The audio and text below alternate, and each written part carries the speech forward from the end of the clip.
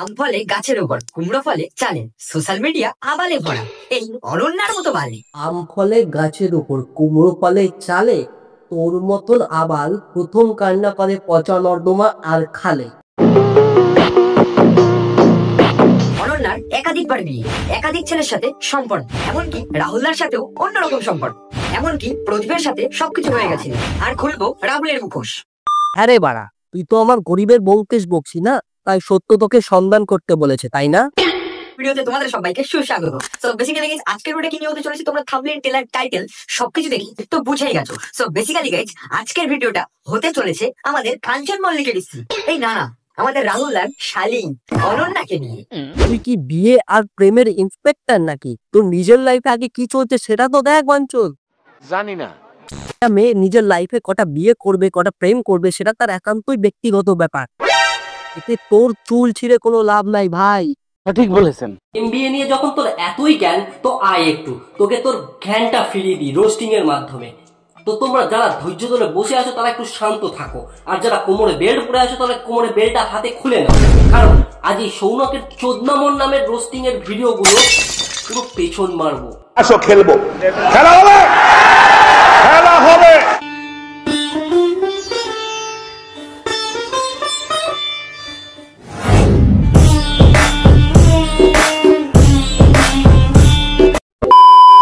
দেখলে যদি ভিডিওটা স্কিপ করো মাথা মুট্টু কিচ্ছু বুঝতে পারবে না। ভিডিওটা শেষ অবধি দেখো, শেষে আমি সবকিছু ক্লিয়ার করে দেবো। সত্যি কথা বলতে ভাই, তোর এই ভিডিওটা আমি পায়খানার প্যানের মধ্যে চালিয়ে দেখেছি, আর সত্যি জানিস কি পেয়েছি তার মধ্যে? গু ছাড়া আর কিছুই না।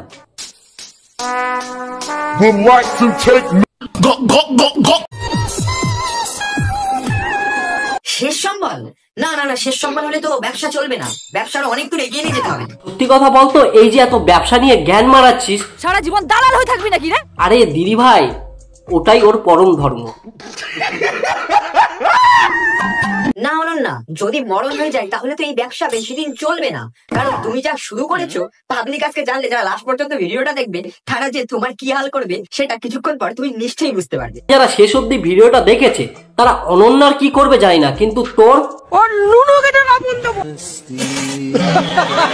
আমি অনন্যা, আমি আসছি আগামীকাল ঝগড়াম উৎসব 2025-এ, আর আমাকে আমন্ত্রণ জানানোর জন্য ধন্যবাদ জানাই। না ভাই, মানে এই সব মেয়েদেরকে কে ইনভাইট করে ভাই? একে তোমরা মানে এক কথায় ক্রিয়েটার বলবে? একে ক্রিয়েটার, এ সেলিব্রিটি নাকি? একে মানে এ কি করে উঠেছে ফুল ঘটনাটা জানলে তোমরা বলবে এও এরকম করে উঠেছে। তা বলছি বাড়া, মানুষ যদি তোকে ক্রিয়েটার ভাবতে পারে তা ওকে কেন ভাবতে পারবে না? আর ও যাই করুক, তোর মতন ব্লগার থেকে আর রোস্টার তো হয়ে ওঠেনি।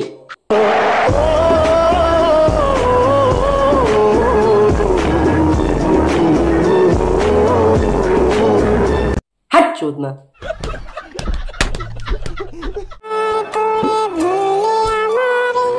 এত মায়ে জড়িয়ে গেলে হবে না, কারণ দেখো তো মানে যখন চলে ওইসব জায়গায় ব্যবসা চলে, তখন আগে যে হয়ে গেছে আগের কাস্টমার তার কথা কেউ মনে রাখে না। নেক্সট ফিউচার, মানে ফিউচার বলতে নেক্সট কাস্টমার, তার কথা ভাবতে হবে।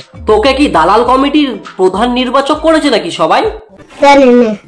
তোমার হয়েছে সেই রকম, এখন প্রদীপ, তারপর নিশাদ, নেক্সট আরো কেউ আসবে, আর তার আগে যারা ছিল তাদের সব। তুই একটা সত্যি কথা বলতো ভাই, এই যে ওপেনলি একটা মেয়েকে তুই দেহ ব্যবসা করতে বলছিস সামান্য কিছু ভিউজ আর সাবস্ক্রাইবারের জন্য, যে মানুষ তোর মতন পাগলা চোদা হতে পারে এটা তোকে না দেখলে বোঝাই যেত না।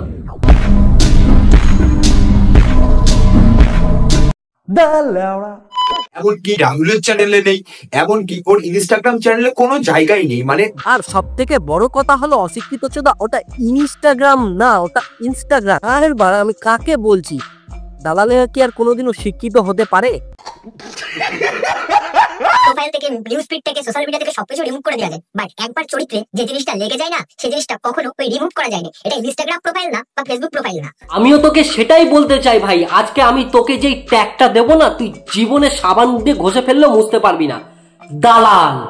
ঠিক বলেছো। এই ব্যবসাটা তুই শুরু করেছিস, বিবাহ ব্যবসা, এই বিবাহ ব্যবসা তোর আর মনে হচ্ছে শেষ হবে? ওরে দুচির ভাই, তুই যে বিয়ের মতো পবিত্র সম্পর্কটাকে ব্যবসা বানিয়ে দিতে পারিস, তা তুই যে নিঃসন্দেহে দালাল হতে পারিস, এ বিষয়ে আমার আর সন্দেহ রইল না।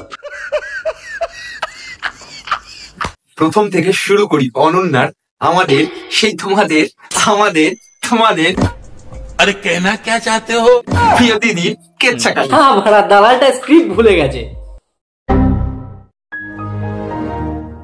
মানে ইনস্টাগ্রাম বলো বা মেসেঞ্জার বলো প্রচুর ছেলেকে প্রায় ছেলেকে এসএমএস করতো যে তোমার না আমাকে খুব ভালো লাগে।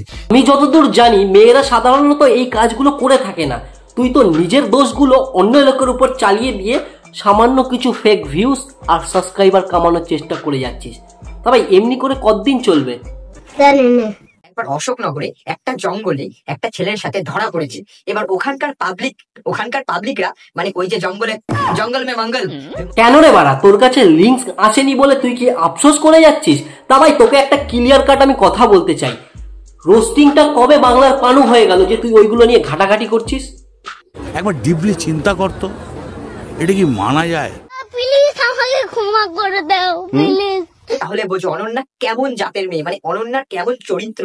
মানে শেষ পর্যন্ত বাগানে আমাদের বললে মানে আমরা চাওয়া চলে একটা ওরা বুক করে দিতাম বোন। বাহ বাহ বাহ বাঞ্চত, একদিকে তুই বোনও বলছিস আবার একদিকে বোনকে ওয়োতে নিয়ে যাওয়ার প্রস্তাবও দিচ্ছিস। তুই কেমন দাদা রে মা? এই কাজটা করে তুই তোর নিজের দালাল হওয়ার আইডেন্টিটিটা প্রমাণ করে দিলি। अम्मा बहन पे आ जाऊंगा मैं, इनकी अम्मा बहन पे आ जाऊंगा मैं।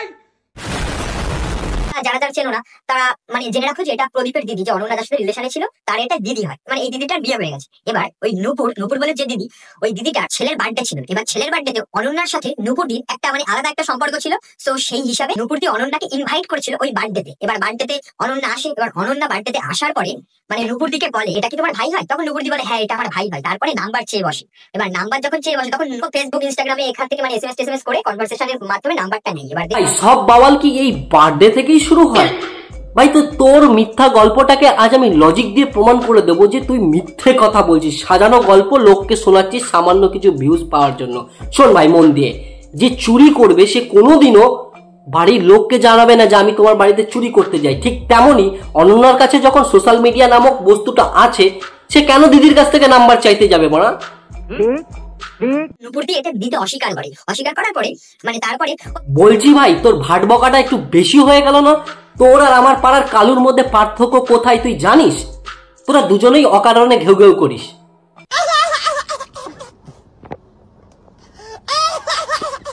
আর একটা মানে এ তো এখন 18 বছর বয়স নেই। আর একটা কথা জানিয়ে রাখি, এই অনন্যা কিন্তু 10 পাসও না ভাই, 9 পাস।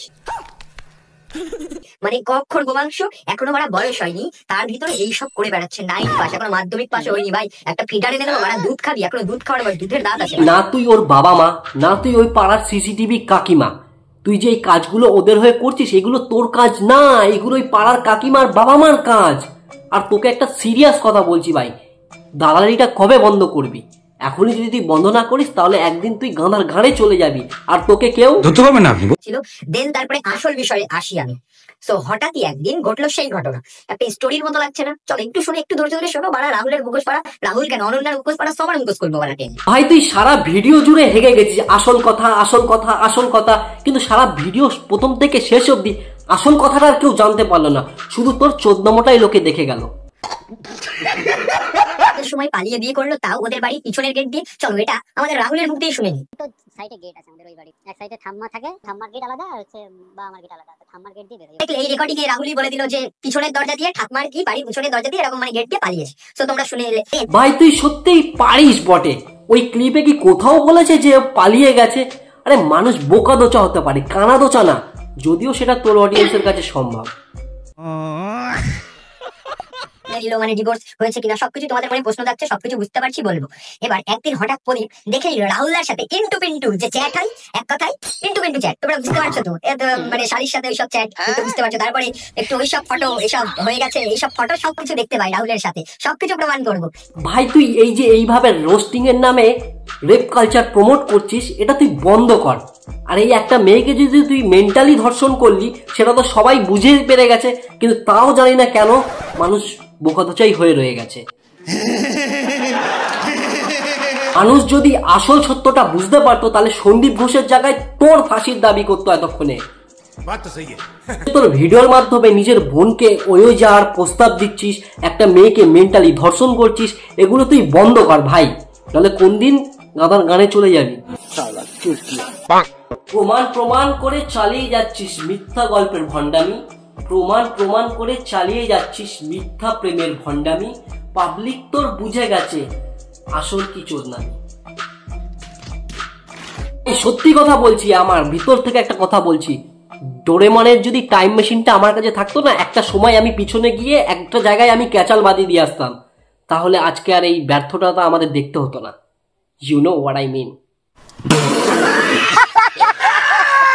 গাইস, একে নিয়ে আর বেশি ঘাটলাম না, কারণ একে নিয়ে যদি বেশি ঘাটতে যাই এর এই 23 মিনিটের ভিডিও থেকেও আমার ভিডিওটা অনেক বড় হয়ে যাবে, পুরো 1 থেকে 1.5 ঘন্টা। তো এই বাঞ্চতকে এখানেই বন্ধ রাখি। এবার আসি এর কিছু কন্টেন্টের কথায়। এ ভাই সারা জীবন লোকেরটা ঝেড়েই দাঁড়িয়েছে। তোমরা হয়তো দেখে থাকবে, ঝিঙ্কুদা নামে একজন ক্রিয়েটার আছে, তার ভাই ডায়লগ 5 লাইন ঝেড়ে বড় হয়েছে। তার প্রমাণটা আমি নিজেই দেখিয়ে দিচ্ছি। ঝিঙ্কুদা, তোমার এই ভিডিওর ক্লিপটা আমি ইউজ করলাম ভিডিওতে, কারণ এই বাঞ্চতটাকে দাঁড় করাতেই হবে। Stop that বাঞ্চত। ঘুগনি খেতে চামচ লাগে, চা খেতে ভার। আজকে আমার ভিডিওর টপিক তিথি এন্ড তুষার। ঘুগনি খেতে চামচ লাগে, চা খেতে ভাড়। আজকে আমার রোস্টের টপিক এক আত্মামড়া সার। হেইডে সবাই জানিয়েই গেছে যে আমার মুখ দেখালে ভিউজ আসবে। কেন, তোমার মুখে কি মুকেশ আম্বানি হেগে দিয়েছে নাকি যে মুখ দেখালেই ভিউজ আসবে? হেইডে সবাই জানিয়েই গেছে যে আমার মুখ দেখালে ভিউজ আসবে। কেন, তোমার মুখে কি মুকেশ আম্বানি হেগে দিয়েছে যে তোমার মুখ দেখালে ভিউজ আসবে? আরে না কাকা, এত তাড়াতাড়ি যাবে না। আসলে কুয়োর ব্যাং তো হঠাৎ করে পুকুরে পড়ে নিজেকে ব্লু হোয়েল ভাবছে। আরে না কাকা, এত সহজে যাবে না। কুয়োর ব্যাং তো হঠাৎ করে পুকুরে পড়ে নিজেকে অনেক বড় ভাবছে। নিজে যতই খারাপ করুক দেখতে পায় না ভুল, অহংকার হলো সবার পতনেরই মূল। নিজে যতই খারাপ করুক দেখতে পায় না ভুল, অহংকারই কিন্তু মানুষের পতনের মূল। জ্বর হলে প্যারাসিটামল, হাগা হলে কলা, কথায় আছে চোরের মায়ের নাকি বড় গলা। জ্বর হলে প্যারাসিটামল, হাগা হলে কলা, কথায় আছে চোরের মায়ের নাকি বড় গলা। গরমকালের আমের থেকে ভালো বর্ষার তাল, কারোর হচ্ছে না বিয়ে, কারোর বা দুটো মাল। গরমকালে আমের থেকে ভালো বর্ষার তাল, কারোর হচ্ছে না বিয়ে, আবার কারোর বা গোল্ডেন গাছের মাল। দেখো, তোমরা যারা ভিডিও বানাও তারা জানবে যে একটা ভিডিও তৈরি করতে গেলে কতটা পরিশ্রম হয়। ম্যাচিং করে কবিতা লেখা, পাঞ্চ লাইন ভাবা, ভিডিও শুট করা, এডিটিং করা, থাম্বনেল বানানো, কত খাটনির পর তারপর গিয়ে একটা কন্টেন্ট তৈরি হয়। আর এর মতো কিছু মানুষ অন্যের পরিশ্রমকে নিজের বলে চালাচ্ছে। এবার তোমরাই বলো একে কি বলা যায়, মানে কি বলবো? দেখো ভাই, আমি জেলাস ফিল করছি না, কিন্তু পরিশ্রমটা যে করে পারিশ্রমিকটা তারই পাওয়া উচিত,